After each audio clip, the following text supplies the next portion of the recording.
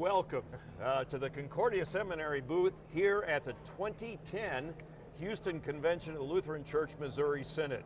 And in our little booth studio, we're privileged to have President Patrick Ferry of Concordia University in Mequon, Wisconsin. I still say Milwaukee because I went to Concordia College, Milwaukee. Well, for over 100 years of our 129 years, we were located right in Milwaukee.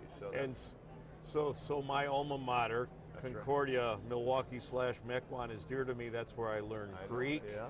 Had a wonderful, wonderful experience. Then went on to the senior college. Sure. That's all changed now, hasn't it? Well, the model for that has changed a lot, but we're glad to call you one of our most illustrious alums. So those years, those were extraordinary years, I think, and it's changed a lot. But I think opportunities have expanded along with that. How is Concordia University today? We really are enjoying marvelous blessings of enrollment growth and fiscal strength. I've recently been noting that in our 129-year history, we just this last commencement had our 20,000th graduate. Wow. Which is, it's a good number, but one out of every two people who've ever graduated from Concordia have graduated in the last 12 years. And one out of four who have ever graduated from Concordia have graduated in the past 5 years. Wow. So that signals, exponential growth, which is what we're experiencing. Now, when I went to Concordia, Milwaukee, we were all going to become pastors or teachers. Right. How is it today? Well, our total student enrollment will be somewhere on the order of 7,500 students this fall. And of those, there are about 2,000 traditional undergraduates, 18 to 22-year-olds. So out of that number, roughly 1 out of 3, out of every 3.5 are planning to pursue church vocations. But that's a big change from the way it was a generation ago. Oh yeah, and especially in terms of percentages. I think we've held up pretty well in terms of raw numbers of students who are planning on going into teaching or pastoral ministry or church musicians or the sort. What kind of programs does the university offer? Along with church work programs, which have obviously been a strength of ours, we've expanded into business and particularly have carved out a niche in healthcare. So our newest program will be our pharmacy school, only the second in the state, the first Lutheran school to have a pharmacy program, physical therapy, occupational therapy, nursing, and so on. Those have been really strong programs for us. And then in addition to that, our other graduate and undergraduate, we have about 60 majors, so there are lots of opportunities. It's an expanding university, but I presume that in this day and age, the 21st century and all the challenges that our nation and the church face, we need a full-strength, robust Lutheran university like Concordia Mequon. Well, I think so too. And we are, of course, proud to partner with our other schools in our Concordia system wherever we can. So in a way, we have this deployed sort of model. But it's also, I think, important to have it on one campus setting where you can have lots of opportunities and engage students in distinctly Lutheran higher education opportunity. Now, you've been president for some time. Just finished my 13th year. 13th year, and I've just finished my 5th, so I'm learning. I'm learning too. But what are some of the things that you've learned, both good and bad? I think that I've learned that it's important for us, first of all, to be somewhat flexible, somewhat nimble, and that has allowed us to take advantage of opportunities when they arise. I've also learned, though, that it's incredibly challenging. Where we're located, we're challenged demographically, we're challenged by all kinds of forces, social, economic, sometimes even within the church, questions about, are we maintaining our focus on what we're trying to accomplish, and you'd like to have more confidence from the church and trust that we are, and I think we are doing it very effectively.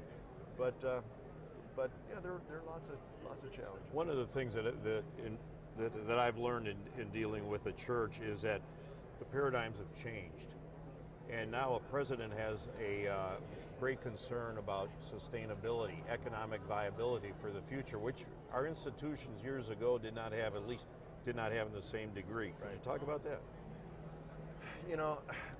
We're again in a kind of an extraordinary situation because we've had strong enrollment growth, we've had strong donor support, we've enjoyed, at least in the last year, pretty good earnings on our investments.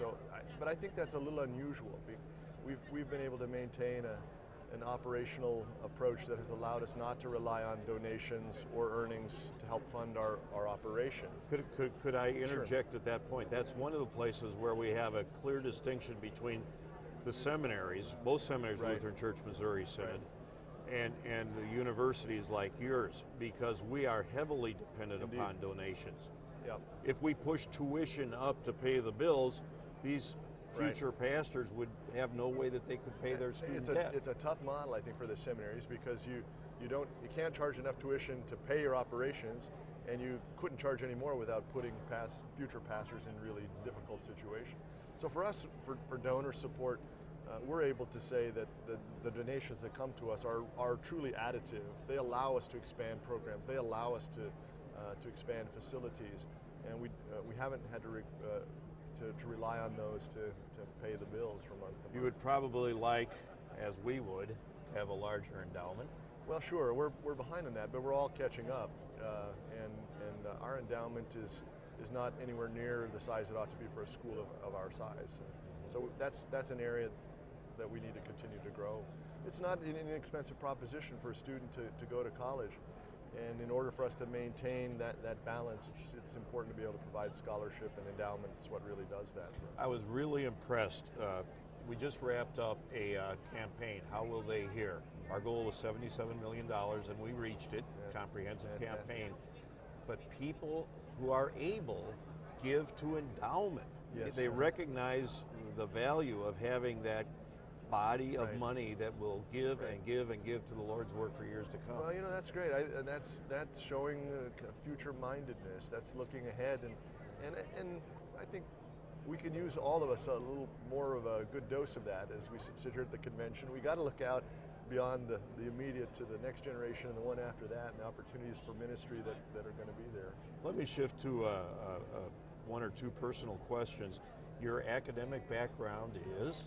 Well, my doctoral work's in history, 16th century Europe, Reformation, and I went to the University of Colorado when I graduated from the seminary, and I taught for my first 6 years on campus European and church history classes. So. Do you get to study history very much in your position? Well, not You're so much. making Not it. so much Do as you I'd get like to study it? Yeah, it started as an avocation, became my vocation. It's kind of more of avocation again now. I read it when I can, but I'm not able to contribute very much.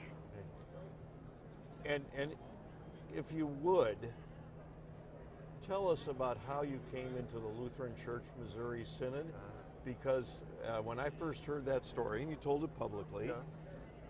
that spoke volumes to me about how our church grows and will grow in this day and age. Well, it may speak volumes, but I've reduced it to a single volume because I wrote recently a little memoir on that story that I've been kind of bandying about lately, called Faith in the Freshman. It talks about my freshman year. Part of it talks about my freshman year in college at St. John's College in Winfield, Kansas, my beloved alma mater, closed in 1986. But I didn't go there planning to be the president of the largest Lutheran university in North America or a Lutheran pastor or professor, because I was an unchurched person. But I went to play basketball at St. John's. They offered me a token scholarship, just enough to massage the ego of a young man with delusions of grandeur about basketball. You were not LeBron James. No, it never was. Yeah, not even close. But so I went from my home in Denver, without any sense of the fact that I was about to play on the worst team in the history of collegiate basketball. And we won one game miraculously, but I say we were the worst because even though we won that game, that was in January, 4 of the other 5 starters on the team were academically ineligible for the second semester, so we literally had to get guys who didn't even play in high school to help us finish out the year. We lost some extraordinary margins in the second half, but it was the opportunity to learn in that setting what Paul meant in Romans when he said, after he said, "All we like sheep face the slaughter," a passage to which we could relate, that in Christ we're more than conquerors, and that was, of course, brand new to me. But very important to that whole discussion, and you know this story, I think, too, that as I went to St. John's College, I didn't want to go alone, so I convinced a good friend of mine to accompany me who didn't have college plans, and Reed Lessing from your faculty, Dr. Reed Professor Lessing. of Old Testament Indeed. for Concordia St. Louis. Fantastic scholar and preacher, came along, and we were both confirmed after our freshman year into the Lutheran Church. He had a little bit more of a church background than I'd had, but we both were confirmed after our freshman year at St. John's College. Do you ever think of your own personal history as you watch, because not everybody coming to Right. Concordia Mequon is Lutheran, Right. and that what you experienced in your own life is being replicated over and over again on your It's campus? a story that happens a lot, and I'm very sensitive to it. Kids come to our campus to participate in sports or to study nursing or pharmacy. They come for a variety of reasons with all kinds of inspirations. And so it's very important that our faculty really embraces our Christian mission so that students have that opportunity to interact with that in classroom settings in ways that they wouldn't at most places. That's great. Yeah. Any final word to share with our viewers? Well, I don't know who your viewers are exactly, but I certainly commend you for your good work at the seminary, and are grateful for the ways that we can partner, and look forward to being involved in that in any way we can going forward. So thank you, Dale. Our thanks to President Patrick Ferry of Concordia University, Wisconsin, my alma mater, and I'm proud to say that I'm an alum Thank you. of the school you lead. Thanks, Thank you, Pat, Dale. very Thanks. much. Thank you.